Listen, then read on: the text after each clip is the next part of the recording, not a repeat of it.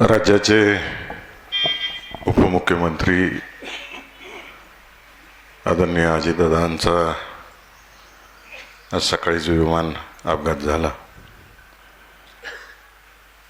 एक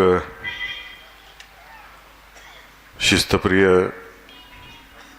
वक्तशीरपणा, स्वच्छतेच्या बाबतीत कायम जागरूक असलेले आणि कार्यकर्त्यांच्या बाबतीत एक दिलदार नेता म्हणून ज्यांची ओळख होती, ते आदरणीय अजितदादांचं विमान अपघातात सकाळी निधन झालं. त्यांच्याबरोबर काम करण्याचा मला आदरणीय मोठेदादांमुळे योग आला. मागे सोलापूर स्थानिक स्वराज्य संस्थांच्या माध्यमातून जे आमदार निवडले जातात, त्या आमदारकीचं इलेक्शन होतं आणि जिल्ह्याचा आढावा देण्यासाठी दादांनी मला अजितदादांबरोबर थांबायला सांगितलं होतं.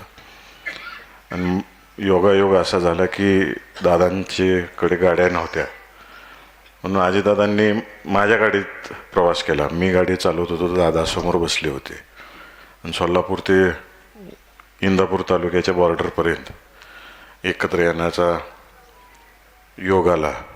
आणि त्यावेळेस मी जिल्ह्यातलं काय परिस्थिती राहिली ह्याचा आढावा दिला होता.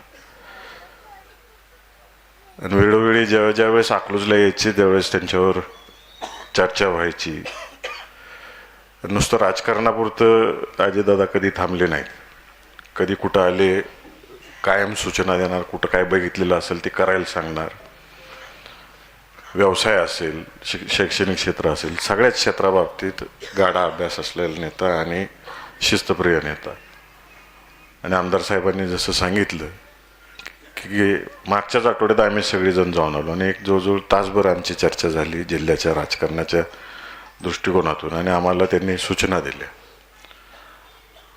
आणि एक चांगला नेता, बिनधास्त बोलणारा नेता, मागचा पुढचा विचार न करता सर्वसामान्य माणसाचं हित, राज्याचं हित हे डोळ्यासमोर ठेवून काम करणारा नेता आज आपल्यातून गेलेला आहे. मी सोलापूर जिल्ह्याच्या वतीनं, मोहिते पाटील परिवाराच्या वतीनं अजितदादांना आणि त्यांच्याबरोबर विमानामध्ये असलेल्या सर्वच सहप्रवाशांना सर्वांच्या वतीनं या ठिकाणी श्रद्धांजली वाहतो. आणि सर्वांना विनंती करतो की आता आपण काही शुभारंभाचा कार्यक्रम घेणार नाही, ज्याने त्याने आपापल्या प्रचाराला उद्यापासून लागायचं आहे. आत्ता सगळ्यांनी 1-2 मिनटं उभं राहून श्रद्धांजली व्हावी अशी विनंती करतो.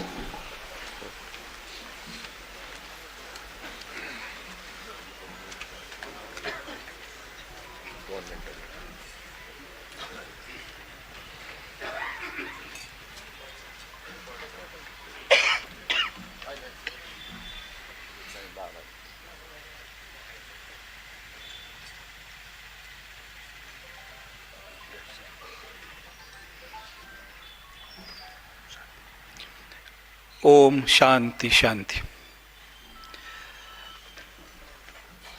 साहेबांनी श्रद्धांजलीच्या शेवटाला ज्यावेळेला आपल्याला काही सूचना केलेल्या आहेत प्रचाराच्या निमित्तानं,